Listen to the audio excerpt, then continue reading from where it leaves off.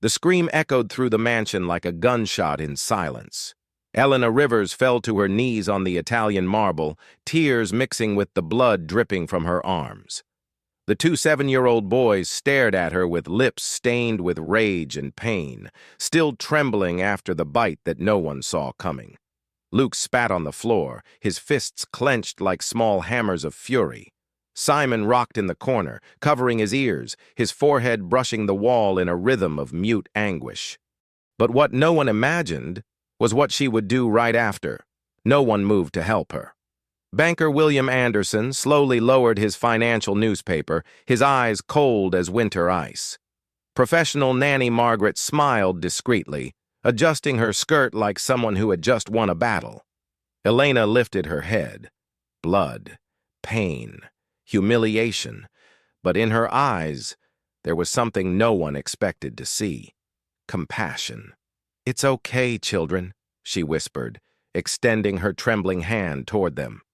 "I understand you. If this story already touched your heart in this first minute, subscribe to the channel. Here you'll find stories that heal, inspire, and make you believe in human goodness again. But what no one knew was who this woman really was, and how she was about to turn this family's world upside down, 5 hours before the bites. The taxi stopped in front of the Anderson mansion with a screech of worn brakes. Elena Rivers paid with the last coins she had in her pocket and took a deep breath. The air of Boston smelled of expensive perfumes and other people's dreams. In her hands, a worn backpack that contained everything she owned in the world, 2 changes of clothes, a handwritten letter of recommendation, and a children's wooden xylophone with splintered keys that she had saved from the fire that destroyed the special school where she worked. Each key of that xylophone held the voice of children that the world didn't know how to hear. The service door opened before she could ring the bell. "You must be the new one." The voice cut through the air like a well-sharpened blade. Margaret Whitman was 45 years old, had a child pedagogy diploma hanging like a war medal, and the most calculated smile Elena had ever seen in her life. "I'm Elena Rivers. Nice to meet you." Margaret, professional nanny for the Anderson family. Each word came out measured, marking territory. "I suppose they explained the particularities of this family to you." Elena nodded. She had read the file over the phone. 7-year-old twins. Luke with episodes of extreme aggression. Simon on the autism spectrum, nonverbal communication, sensory hypersensitivity. 12 nannies had quit in 2 years. "Different children don't scare me," Elena murmured, unconsciously stroking her backpack. "In my experience, they're the most honest ones." Margaret evaluated her from head to toe. Cheap clothes, provincial accent, calloused hands of someone who had worked for real, a threat that needed to be eliminated quickly. "Miss Rivers." William Anderson's voice cut through the air like a scalpel blade. Elena looked up. The banker was 39 years old and wore loneliness like an expensive suit he never took off. His gray eyes seemed to have forgotten how to shine. "Mr. Anderson." "The rules are simple," he said, without stopping his phone review. "The children must be controlled, quiet, and out of my sight during my work calls. Can you handle that?" Elena felt something break inside her chest. He didn't ask for their names. He didn't ask how they were. He didn't ask anything that really mattered. "I can take care of them," she answered simply. "Perfect. Margaret will explain the rest." William disappeared down the hallway like a ghost in a $5,000 suit. Margaret smiled with perfect teeth and a heart of ice. "Come, I want you to meet your little challenges." They walked through hallways that looked like museums, expensive paintings, vases that cost more than a car, silence you could cut with scissors. "The twins are in the playroom," Margaret explained as they climbed a marble staircase. "Luke is explosive. Simon is complicated. Neither responds well to authority." "And to understanding?" Elena asked.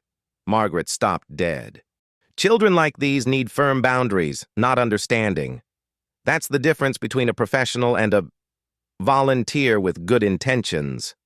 The playroom door opened like the mouth of a cave, and there they were, Luke standing in the center of the room like a 7-year-old gladiator. Disheveled blonde hair, green eyes that shone with the fury of 1,000 lost battles, fists already prepared for the next war. Simon huddled in a corner, surrounded by building blocks, organized in perfect patterns. His brown hair fell like a curtain over eyes that saw too much and spoke too little. "Children," Margaret said with a poisoned honey voice, "this is Elena, your new caregiver." Luke looked her up and down with the ferocity of a wolf cub. "How long are you going to last? The last one only lasted 2 days. The one before left crying." Elena knelt slowly, getting to eye level with them. The floor was cold, but her voice was warm. "I don't know, Luke. How long do you need to trust someone?" The question hit him like a soft punch. No one had ever asked him what he needed. Simon stopped organizing blocks for a second. His eyes met Elena's through his bangs, and for the first time in months, he didn't look away. Margaret frowned. This wasn't in the script. "The children have strict schedules," she said quickly, regaining control. "Breakfast at 8, studies with private tutor, lunch in silence, mandatory nap, more studies, dinner, bed at 8. No exceptions." "And time to be children?" Elena asked. "Children like these can't—" "Relax," Margaret replied. "They become dysregulated. They become uncontrollable." Elena felt a flame light up in her chest. Slowly, she opened her backpack and took out the xylophone. The wooden keys shone under the artificial light like smiling piano teeth. Simon stopped breathing. Luke lowered his fists. The air in the room changed, as if someone had opened a window after years of confinement. Elena played a note, soft, sweet, like a caress that became sound. Simon stood up slowly, as if hypnotized. Margaret interposed herself like a human wall. "That's not allowed. Unexpected sounds severely disturb Simon." "This sound wasn't unexpected," Elena whispered, looking directly into the child's eyes. "It was a question." She played another note, deeper, as if asking, "Do you want to hear more?" Simon took a step forward. Luke watched, fascinated despite himself. Margaret saw danger in the children's bright eyes. "Enough! You're breaking all the therapeutic rules."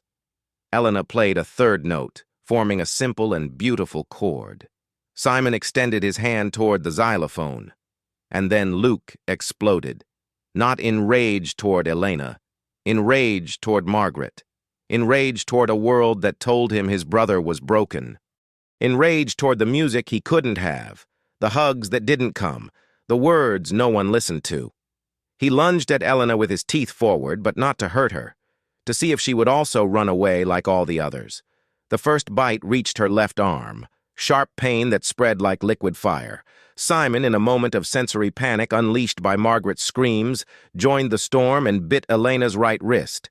The 2 children hung on her like desperate castaways. Elena didn't scream. She didn't defend herself. She didn't push them away with force. She simply took a deep breath, closed her eyes, and whispered, "It hurts, doesn't it? Inside it hurts much more than this." The children stopped, confused. No one had ever put their daily pain into words. Margaret appeared at the door like an actress entering the scene. "Mr. Anderson, come quickly! The new employee can't control the children." William came running, saw the blood on Elena's arms, saw his children with mouths stained with guilt and humanity, saw the scene he had witnessed 12 times before.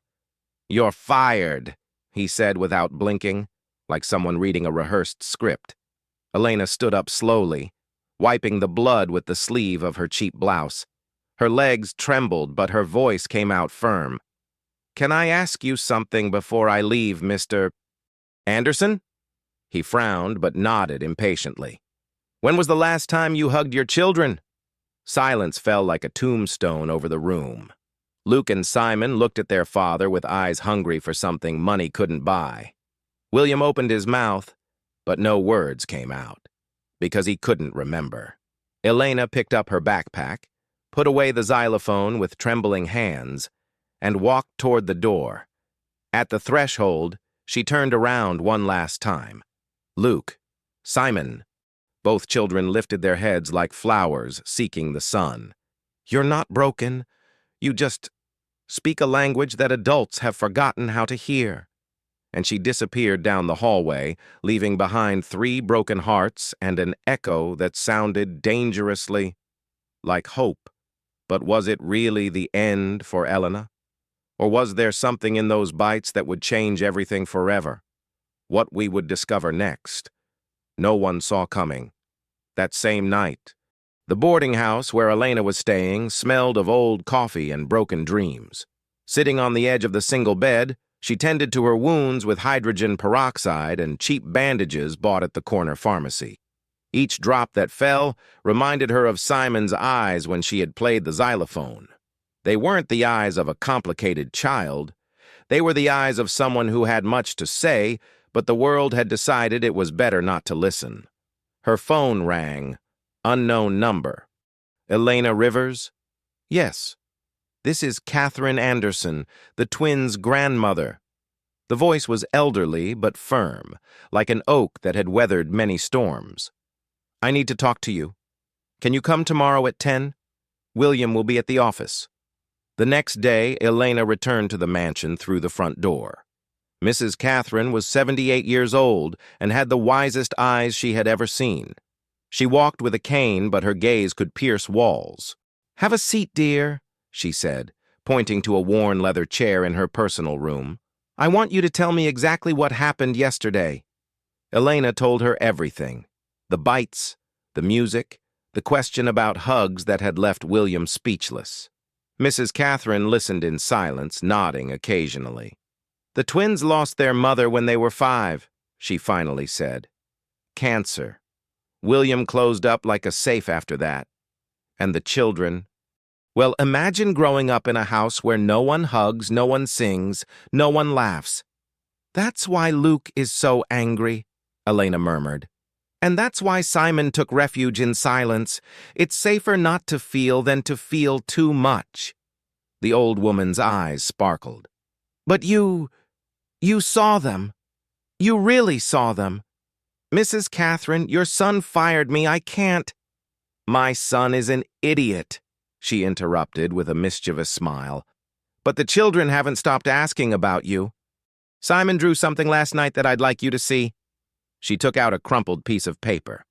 The drawing showed a woman with dark hair playing a rectangle with stripes. Next to her, 2 small figures were smiling. In the lower corner, with a 7-year-old's trembling handwriting, pretty music, pretty lady. Elena felt her heart break into beautiful pieces. Simon almost never draws people, Mrs. Catherine whispered, and never, ever writes words on his own initiative. At that moment, small, quick steps were heard in the hallway.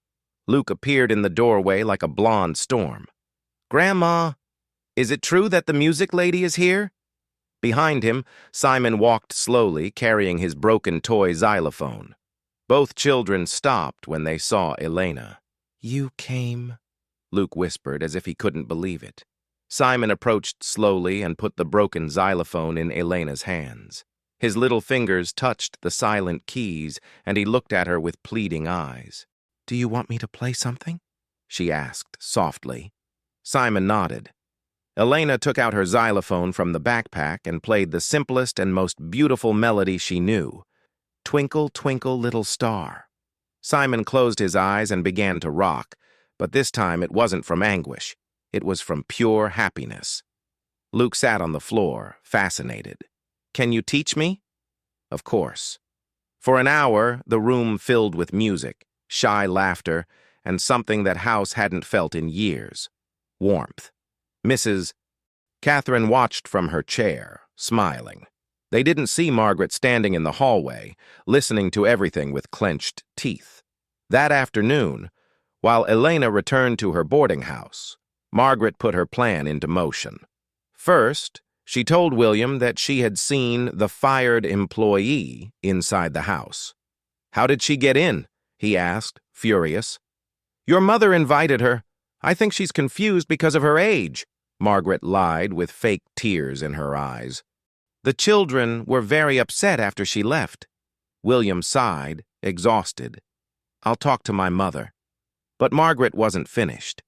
That night, while the twins slept, she entered their room and planted one of Mrs. Catherine's gold bracelets under Luke's mattress. The next day, she pretended to discover it during cleaning. "Mr. Anderson!" she screamed, running toward him with the bracelet in her hand. "I found this in the children's room." "That's my mother's bracelet," William murmured, confused. "She lost it 3 days ago." "Exactly when that woman was here," Margaret said, with the voice of a prosecutor in a trial.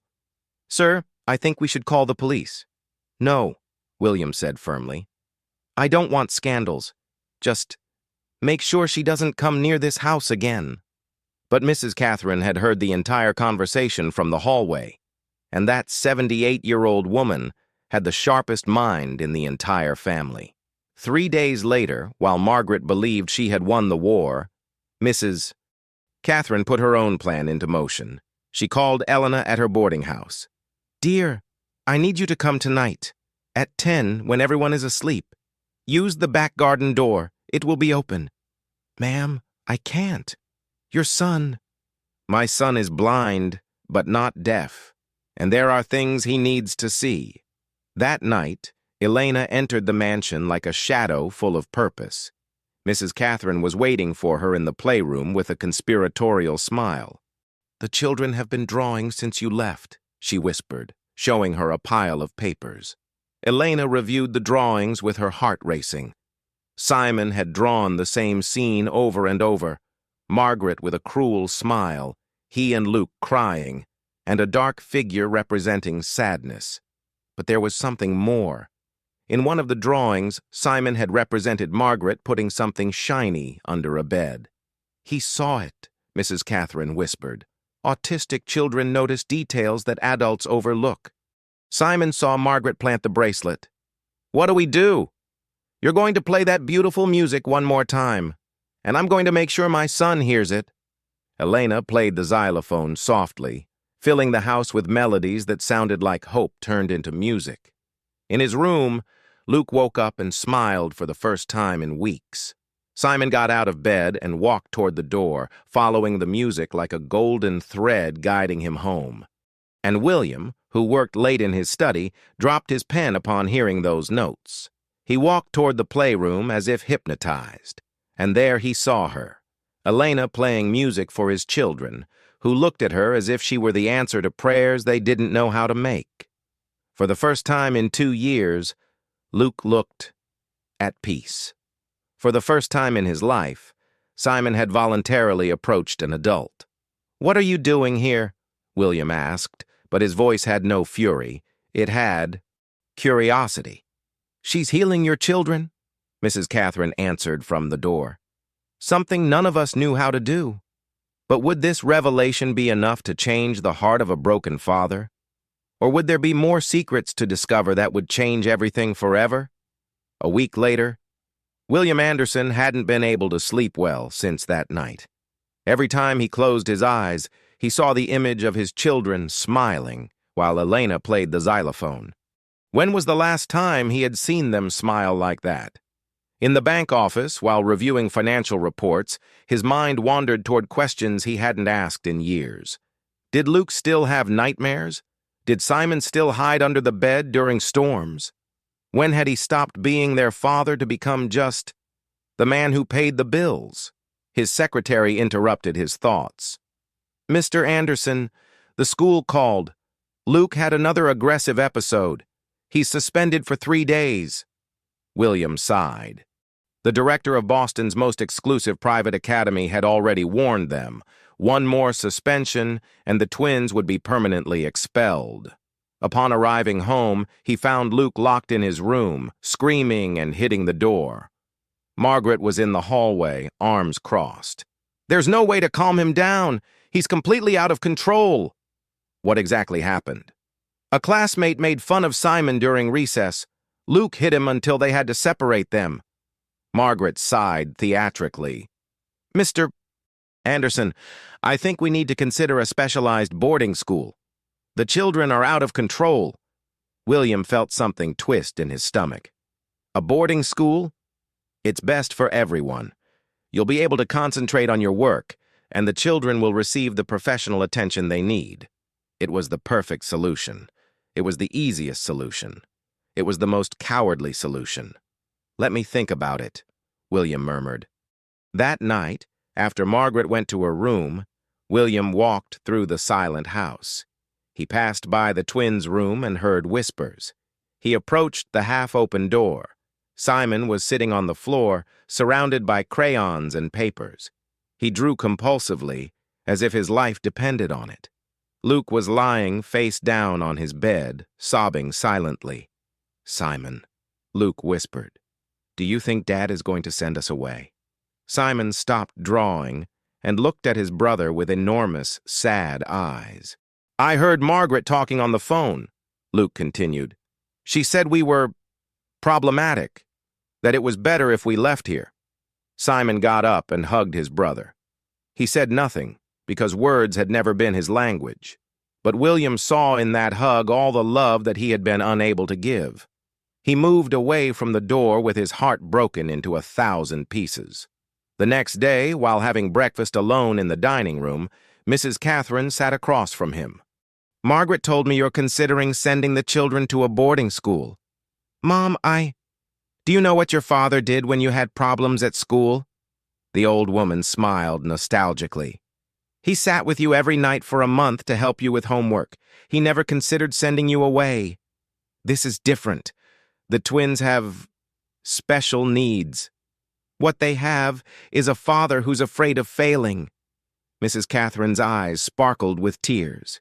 "William, when you lost Elena, you also lost faith in yourself as a father. But those children, they need you." "I don't know how to be what they need." "Then learn. Like you learned to run a bank. Like you learned to live without Elena." She leaned forward. "There's a woman who could teach you." "Mom, we already talked about this. Simon has been drawing something since yesterday. I think you should see it." Mrs. Catherine put a paper on the table. The drawing showed Margaret in the children's room, holding something shiny. In the next scene, Margaret was putting the object under a bed. In the third, Margaret was smiling while pointing to the same object. In the corner, with Simon's trembling but determined handwriting, "Margaret lies." William felt the world stop. Simon saw? Children see everything, son, especially those the world considers different. Mrs. Catherine stood up slowly. "The question is, what are you going to do about it?" That afternoon, William called a security company and asked them to install hidden cameras throughout the house. "Is it for theft?" the technician asked. "It's for the truth," William replied.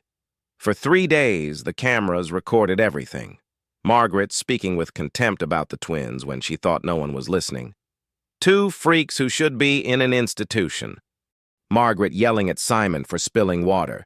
"You're useless! You're good for nothing!" Margaret pinching Luke when he misbehaved. "If you tell anyone, no one will believe you." But the last straw was what he saw on the third night. Simon had had a nightmare and was seeking comfort. He approached Margaret timidly, who was reading in the living room. The child gently touched her arm, seeking a hug. Margaret pushed him away abruptly. "Don't touch me with those dirty hands. Go to your room and don't come out until tomorrow." Simon ran away, sobbing silently. William watched the recording at 2 in the morning, alone in his study. And for the first time in 2 years, he cried. He cried for his children who had grown up without love. He cried for Elena, who wasn't there to protect them. He cried for the cowardly father he had become. The next day, he fired Margaret without explanations. "This is unfair," she screamed. "I've been a perfect employee." "Get out of my house," William said, with a voice that admitted no discussion. When Margaret left, the house felt different, lighter, as if a shadow that had been poisoning the air for years had gone out. But William knew that getting rid of Margaret was only the first step. Now came the hardest part, finding Elena and asking for forgiveness. That night, He knocked on the twins' room door. "May I come in?" Luke and Simon looked at each other, surprised. Their father never asked permission to enter. "Sure," Luke whispered. William sat on the edge of the bed, not knowing how to begin. I want to ask for your forgiveness." The children looked at him with enormous eyes. "I've been a bad father since Mom left. I was so afraid of losing you too that I ended up losing you anyway." Simon approached slowly and put his little hand in his father's. "I don't want you to go to any boarding school," William continued with a broken voice. "I want you to stay here, with me, and I want to learn to be the dad you deserve." Luke threw himself into his arms, crying, "I want to stay too, Dad." And then, something miraculous happened. Simon spoke.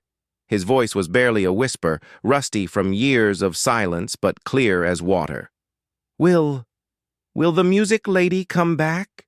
William felt his heart jump out of his chest. "Do you want her to come back?" Simon nodded fervently. "Then, I'm going to find her." But where would William find the woman who had disappeared without a trace? And would he be able to convince her to return after everything that had happened? 2 days later, William Anderson walked through the streets of Boston like a man possessed. He had visited all the cheap boarding houses downtown. He had asked at bus stations. He had even put ads in the newspapers. Elena Rivers had disappeared, as if she had never existed. "Sir," Mrs. Catherine told him during breakfast, "have you tried calling the domestic employment agency that recommended her?" William hit his forehead. How hadn't he thought of that before? At the home care office, a middle-aged woman attended to him with curiosity. "Elena Rivers?" "Yes, I remember her. A very special young woman. She worked with different children in Kentucky before coming here. Do you have any way to contact her?" The woman hesitated. "She specifically asked that we not give out her information. She said she had had a bad work experience." William felt his stomach sink. That bad experience was me. The woman studied him with astute eyes. "And why do you want to find her now?" "Because my children need her. And I think I do too." Something in his voice must have touched the woman's heart, because she sighed and wrote an address on a paper. "She works cleaning offices at night, Beacon Tower midnight to 6 a.m. shift." That night, William arrived at the building at 12:30. The security guard looked at him strangely. "Looking for someone at this hour?" "Elena Rivers. It's important. 12th floor. But listen, don't bother her too much. She's a good girl and needs the job." William went up in the elevator with his heart beating like an out-of-tune drum. He found her in an empty office, mopping the floor with mechanical and sad movements. She wore a worn blue uniform and shoes that had seen better days. When she saw him, she stopped dead. "Mr. Anderson." Her voice had no surprise, only fatigue. "Elena, if you're here to threaten me because I went back to see your children, I promise it won't happen again. Your mother called me, but..." "No." William raised his hands. "I'm not here for that. I coming to ask for your forgiveness." Elena blinked, confused. "Margaret is gone. I fired her. I discovered that she had lied about many things." He told her about the cameras, about Simon's drawings, about the planted bracelet, about the years of emotional abuse he hadn't known how to see. "My children need you," he finished, with a broken voice. "And I don't know how to be a father without help." Elena observed him in silence for a long moment. "And what guarantees me that you won't fire me again when things get difficult?" "Nothing," William admitted. "Only my word that this time will be different." "That's not enough." William felt the world collapse. "But," Elena continued, "if I come back, it won't be as an employee." "How then?" "As family. The children need stability, not another person who can disappear from their lives when you decide you don't need her anymore." William looked at her, not completely understanding. "I want shared legal adoption," Elena explained. "I want Luke and Simon to know that I will never abandon them, whatever happens between you and me." It was a radical proposal, unheard of. impossible according to all social norms. You would legally adopt my children? If that means they never have to wonder again if someone who loves them is going to leave? Yes. William thought about Simon, asking if the music lady was going to come back. He thought about Luke sobbing because he believed they were going to send him away. And with me? How would we work? Elena smiled for the first time since he had entered the office. We can start by being partners, two adults who want the best for those children, and see what happens after. William extended his hand. Deal? Elena shook it. Deal. The next day, Elena returned to the Anderson mansion, but this time she entered through the front door. Luke and Simon were having breakfast when they saw her appear in the dining room. Luke screamed with joy and threw himself into her arms. Simon ran toward her and hugged her with a strength that seemed impossible in such a small body.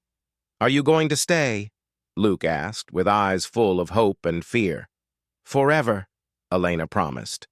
Like forever, forever? Simon asked, with his voice still new and cautious. Elena knelt to be at their height. Like when a person becomes... Do you know what a mom of the heart is?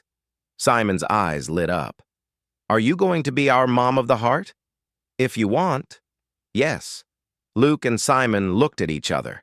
In that look passed years of loneliness, of adults who came and went, of broken promises. But hope also passed. Yes, they said at the same time.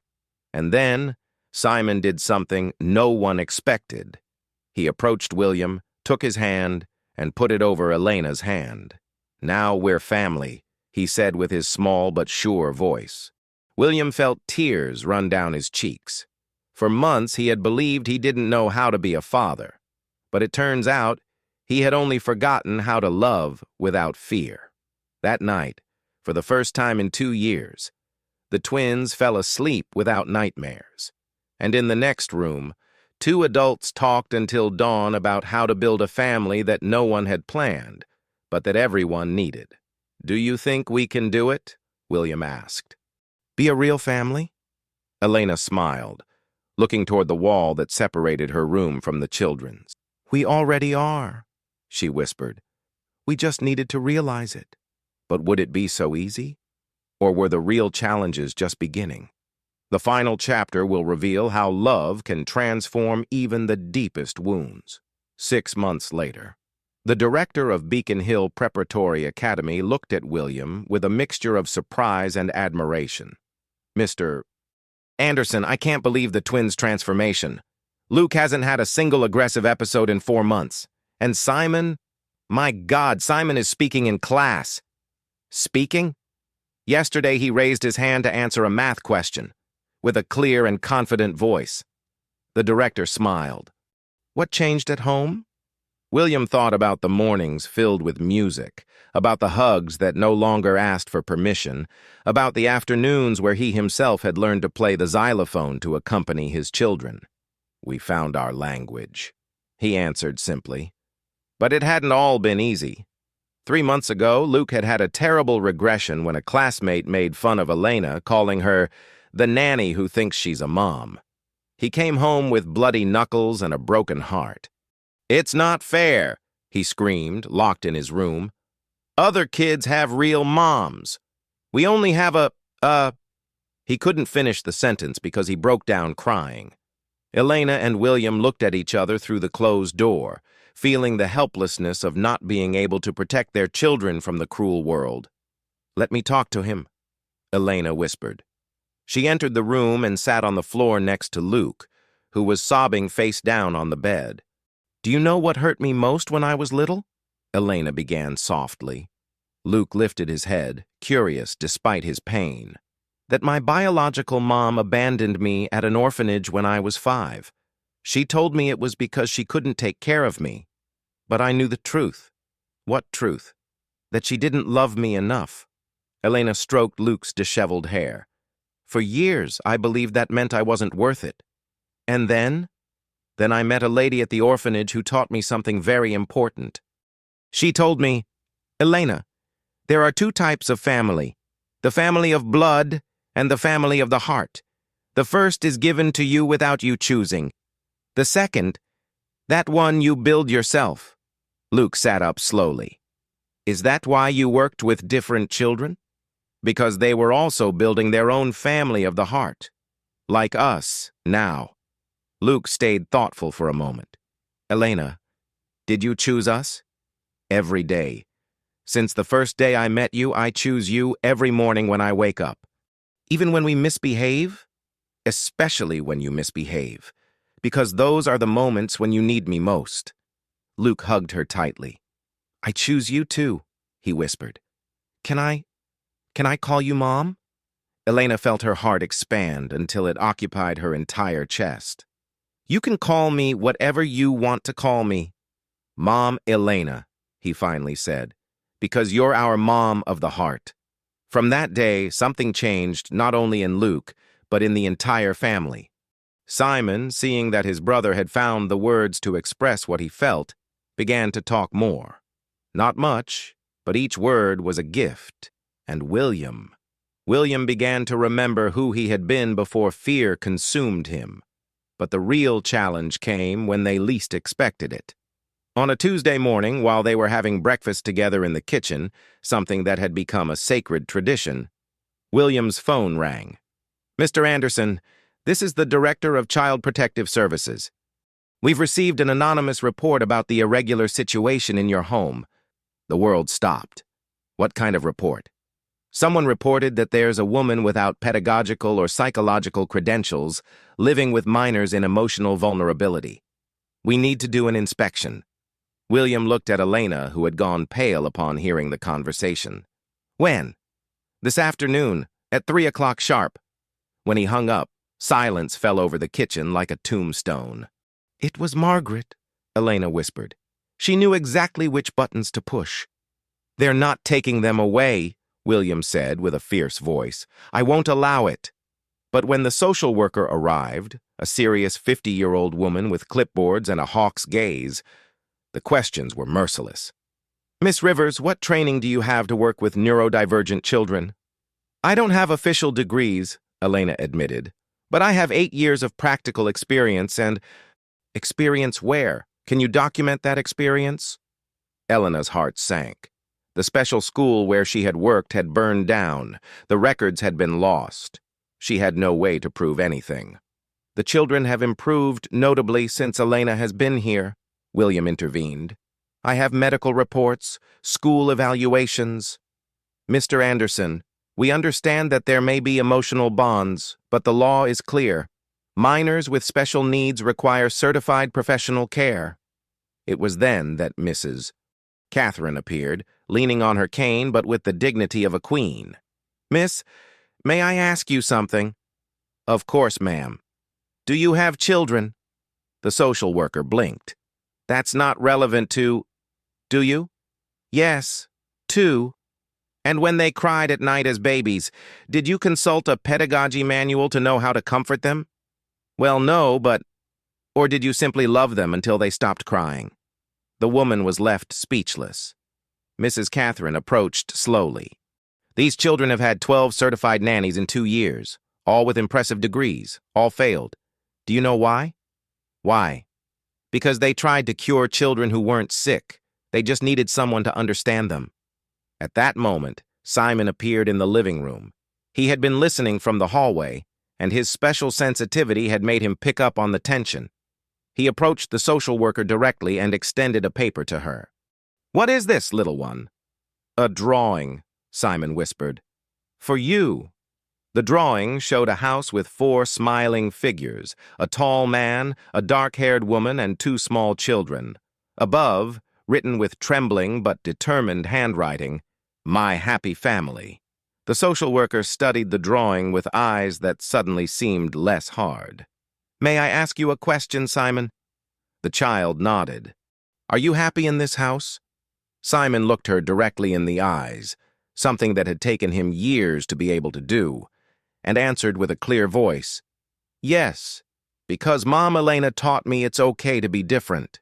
And what else did she teach you? That families aren't made just with bellies. They're also made with hearts. Luke appeared then, running from the garden where he had been playing. "Are you going to take Mom Elena away?" he asked, without beating around the bush, with that brutal honesty of children. The social worker looked at him. "Why do you call her Mom?" "Because she does the things that moms do," Luke answered with crushing logic. "She hugs me when I have nightmares. She helps me with homework. She loves me even when I misbehave." "And what does your dad think about that?" Luke looked at William. "Dad loves her too. I see them talking in the kitchen and they smile a lot. Like Mom Elena, and he smiled in the photos." The social worker closed her clipboard. "I need to speak alone with the adults." When the children left, her expression had completely changed. "In 20 years doing this job, I've seen everything. Perfect families on paper that were hell in private, and irregular families that were the safest refuge in the world." She looked directly at Elena. "What really happened with your previous job?" Elena told her everything. The fire, the children she had helped, her arrival in Boston, the bites, the twins' transformation. "And are you willing to get officially certified? To study for the necessary degrees?" "I would do anything for these children." The social worker nodded. "I'm going to give you 6 months. Miss Rivers, you must enroll in a special pedagogy program. Mr. Anderson, I need regular psychological evaluations of the children. And both of you must legally formalize this family situation." "That means," William began, "it means I'm going to recommend that the children remain in this home, under quarterly supervision." She smiled for the first time. "But not because you meet the legal requirements, but because it's obvious that you truly love each other." When the social worker left, the family gathered in the playroom. "What does legally formalize mean?" Luke asked. William and Elena looked at each other. "It means that—" William took a deep breath. "It means that Elena and I are going to get married." The twins' eyes widened like plates. "Like princes and princesses?" Simon asked. "Like people who love each other and want to be together forever," Elena corrected gently. "And are we going to be your real children?" Luke asked. "You're already my real children," Elena answered. "The paper is just so the important adults understand it too."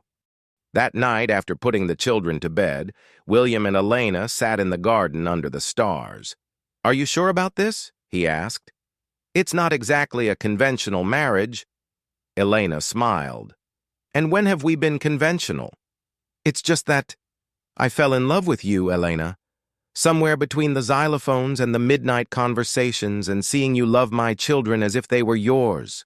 His voice broke slightly. "But I don't want you to feel like you have to reciprocate just to save the family." Elena moved closer and took his hand. "William, do you know when I fell in love?" He shook his head. "The day you knelt down to ask for my forgiveness. When I saw that you were capable of changing for love of your children." Her eyes sparkled. "That day I saw the man you wanted to be, not the one you thought you had to be." They kissed under a sky full of promises. The next day, they started preparations. Not for a grand wedding, but for something much more important, officially building the family they already were in their hearts. But the most beautiful moment came a week before the ceremony. Simon approached Elena while she was studying for her pedagogical certification exams. "Mom Elena," he said with his soft but determined voice. "Yes, sweetheart? When you marry Dad, are you going to have a new last name?" "Yes. I'm going to be Elena Anderson." Simon smiled with that smile that lit up entire rooms. "And can we be Luke and Simon Anderson Rivers?" Elena felt her heart jump out of her chest. "Do you want to carry my last name too?" "So everyone knows we're a real family," Luke explained, who had appeared listening to the conversation. "Family of the heart," Simon added. And that's how, 6 months after those first bites that had changed everything, they officially became the Anderson Rivers, a family that no one had planned. A family that had been born from pain and had grown in love. A family that had learned that the greatest miracles don't come from heaven. They come from the heart. But would this really be the happy ending? Or would there be one last surprise that would seal this story of family love forever? The auditorium at Boston Symphony Hall was packed to the last seat. Among the audience, William Anderson Rivers held his wife Elena's hand, now director of the Harmony Center, Boston's most recognized refuge for families with neurodivergent children. On stage appeared Luke and Simon, now 14 years old, dressed in elegant suits but maintaining that unique essence that made them shine. "This song is for our mom of the heart," Simon said into the microphone with a clear and confident voice. "The woman who taught us that being different doesn't mean being broken." The twins went to their instruments. A piano for Luke, a professional xylophone for Simon, and they began to play. It wasn't just music. It was their entire story turned into melody. It started soft, like that first note Elena had played 7 years ago. Then it grew, incorporating rage, fear, hope, love. Luke played with the passion he once expressed with bites and screams. Simon played with a delicacy that turned each sound into a musical caress. When they finished, the theater exploded in applause. "Mom, Elena," the twins said in unison, "thank you for teaching us that love isn't inherited, it's chosen." That night, while walking home, Simon stopped in front of a flower shop and came out with a white daisy. He gave it to Elena. "For the woman who taught us that the most beautiful things aren't the most complicated," he said. "They're the most true." Elena kept the flower in her purse, next to a letter from a mother in New York asking for help for her autistic son. She smiled, looking at her extraordinary family. Tomorrow she would answer that letter. Tomorrow she would help another family find their music. Because she had learned something fundamental. Miracles happen every time someone chooses love over fear. And as they walked home, Luke and Simon running ahead, William and Elena holding hands, the echo of music followed them. Because some melodies never end. They just become the soundtrack of a life lived with love. If this story touched your heart, subscribe to the channel and give it a like. Share it with someone who needs to remember that love transforms everything. At Stories That Heal, we believe that every person has the right to be loved exactly as they are. Because at the end of the day, we are all simply human beings looking for our place in this world. And sometimes, that place isn't where we were born. It's where we choose to stay. See you in the next story that will change the way you see the world.